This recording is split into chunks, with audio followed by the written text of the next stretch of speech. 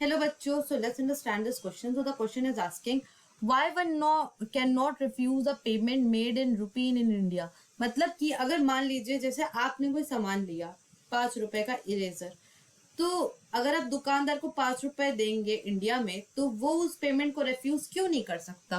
तो चलिए सबसे पहले इसके की कंसेप्ट को समझते हैं। तो इसका की कंसेप्ट होगा जो इंडियन रुपी है वो हमारा ऑफिशियल करेंसी है इंडिया का।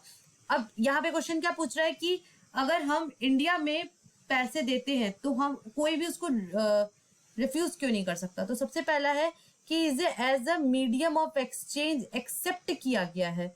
वाई? बिकॉज जो करेंसी है वो उसे ऑथराइज कौन किया है? उसे ऑथराइज किया है गवर्नमेंट ऑफ इंडिया ने।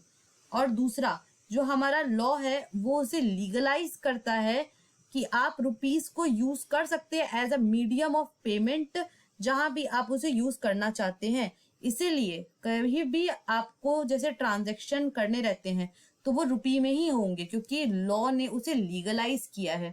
जैसे मान लीजिए ये है पर्सन नंबर ए और ये है पर्सन बी। तो अगर पर्सन ए है उसने 10 रुपए दिए पर्सन बी को, तो पर्सन बी जो है वो उसे रिफ्यूज नहीं कर सकता। वाई? बिकॉज लॉ ने लीगलाइज किया है। और दूसरा करेंसी को ऑथराइज किसने किया? गवर्नमेंट ऑफ इंडिया ने। That is the reason. I hope this question has been clear to you. Thank you and best of luck.